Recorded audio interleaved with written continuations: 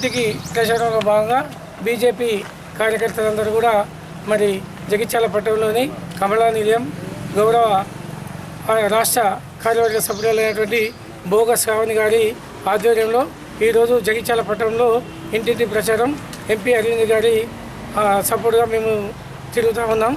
మరి జగిత్యాల పట్టణంలో కూడా ఉన్నటువంటి 86 బూతుల్లో కూడా ప్రతి బూతులో కూడా ఈరోజు కార్యకర్తలందరూ కూడా ప్రచారాన్ని స్టార్ట్ చేయడం జరుగుతుంది. మరి గౌరవనీయులు దేశ ప్రధానమైనటువంటి ప్రధాని మోడీ గారు చేసేటువంటి సంస్కరణలు మరి కార్యక్రమాలన్నీ కూడా ప్రజలకు వివరిస్తూ మరి గౌరవనీయులు ఎంపీ అరవింద్ గారి గెలుపులో భాగంగా మేమందరం కూడా ముందుకు వస్తామని ఈ కార్యక్రమంలో పాల్గొన్నటువంటి బీజేపీ కుటుంబ సభ్యులందరికీ కూడా నా యొక్క హృదయపూర్వక నమస్కారాలు తెలియజేస్తున్నాను. జై హింద్, జై భారత్. ఈ రోజున రాష్ట్రం అంతా కూడా ప్రతి బూత్ వైజ్గా ఇంటింటికి బీజేపీ పేరుతో గౌరవనీయులు ప్రధానమంత్రి వర్యులు నరేంద్ర మోదీ గారు అమలు చేస్తున్నటువంటి సంక్షేమ అభివృద్ధి పథకాలని, అదేవిధంగా సంకల్ప పత్ర పేరుతో మోదీ గారు రిలీజ్ చేసినటువంటి మోదీ గారి గ్యారంటీ హామీలను ప్రతి ఇంటింటికి చేరవేసే విధంగా ఇంటింటికి బీజేపీ అనే పేరుతోని ఇంటింటి ప్రచారం నిర్వహించడం జరుగుతూ ఉంది. ఈ రోజున ప్రారంభించడం జరుగుతూ ఉంది.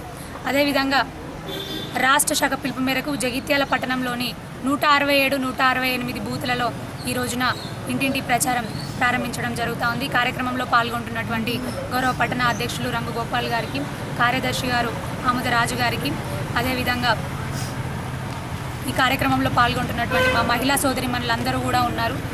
టౌన్ మహిళా మోర్చా టీం అంటేనే మంచి టీము, వాళ్ళందరూ కూడా ఉండడం జరిగింది. అదేవిధంగా బీజేపీ అంటేనే ఒక కుటుంబం, మా కుటుంబ సభ్యులందరూ కార్యకర్తలందరూ కూడా రావడం జరిగింది. వారందరికీ మీడియా సోదరులకు కూడా హృదయపూర్వక నమస్సుమాంజలు తెలియజేస్తూ ఉన్నాను. ఈ రోజున ఒక పార్టీ స్కాములు చేసుకుంటూ ముందుకెళ్ళే పార్టీ, ఆ పార్టీ ఏం చేస్తారు మీరు అంటే ఆల్ ఫ్రీ అని చెప్తుంది. అటు ఎమ్మెల్యే ఎలక్షన్లు కానీ ఇటు లోక్సభ ఎలక్షన్లు కానీ అన్నీ ఫ్రీ అని చెప్తుంది. 6 గ్యారంటీలు అని చెప్తుంది. మరి 6 గ్యారంటీలు ఎక్కడ కనిపించినాయి? అంకుల్ జీవన్ రెడ్డి అంకుల్, మిమ్మల్ని ఒక్కటే అడుగుతా ఉన్నాను నేను, మీరు ఇస్తానన్నటువంటి ఆడపిల్ల పెళ్ళికి తులం బంగారం గురించి మీరు ఏం మాట్లాడతారు?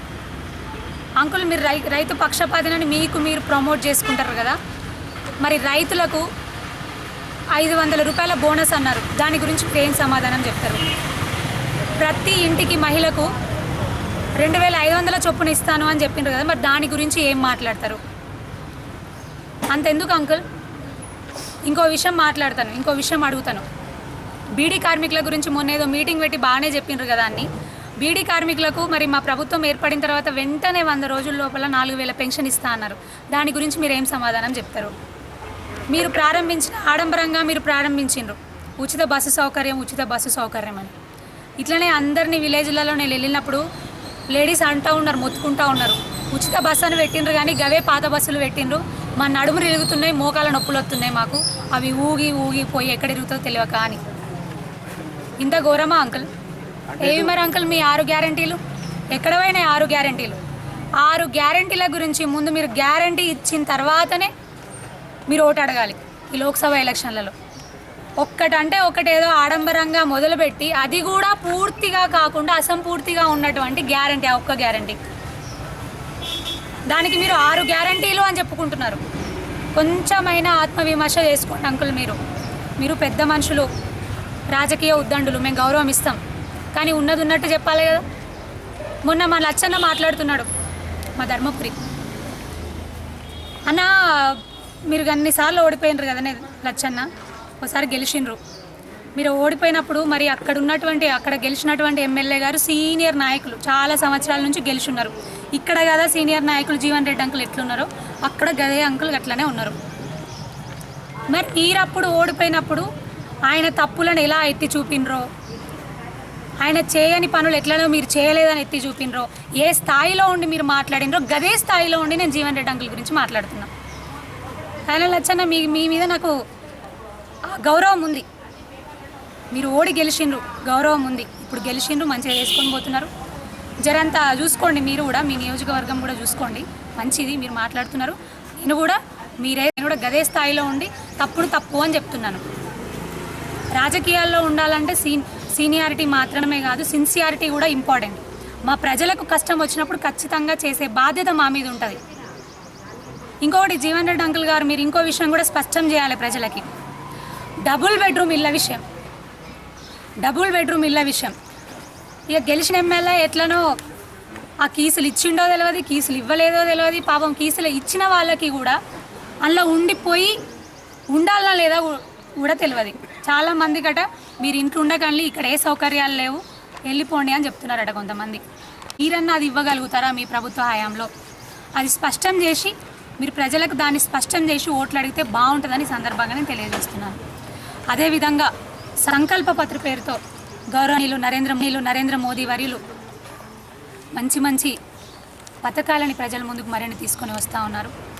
మహిళల కోసం మరీ ముఖ్యంగా లక్పతి దీది పేరుతోని అంటే మహిళలు వారి స్వావలంబనతో లక్షాధికారులు అయ్యే ఏ విధంగా రుణాలు ఇస్తున్నారో వాటిని మరింతగా పెంపొందించడానికి ఇదివరకే 1 కోటి మంది అందులో లబ్ధిదారులైనరు.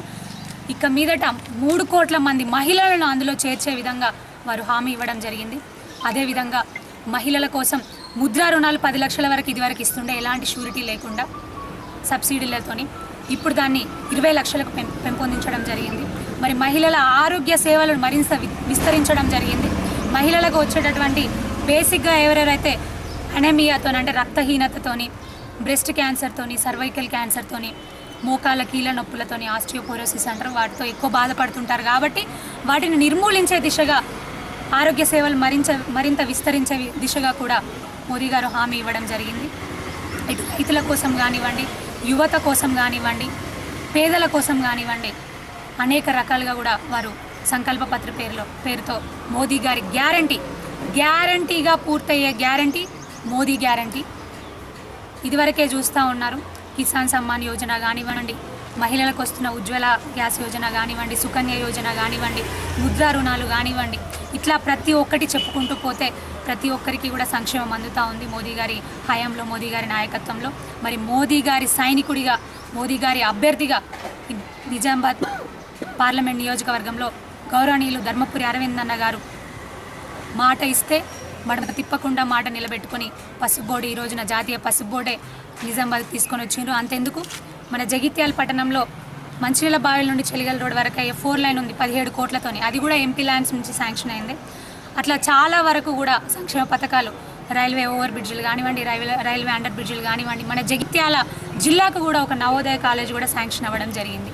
మరి హయాంలో మరి ఇంకా చాలా అభివృద్ధి పనులు జరగడం. మరి అదేవిధంగా ఈ రోజున వారి అభ్యర్థిత్వాన్ని బలపరుస్తూ వారి తరపున మేమందరము కూడా ధర్మపురి అరవింద్ అన్నలుగా మారి ప్రతి బూత్ వైజ్ కూడా ఇంటింటికి వెళ్ళి మోదీ గారి సంక్షేమ ఫలాలను వివరించాలని మరి ముఖ్యంగా కోరుకుంటూ ఈ రోజున మనమందరము కూడా మోదీ గారి సైనికులం.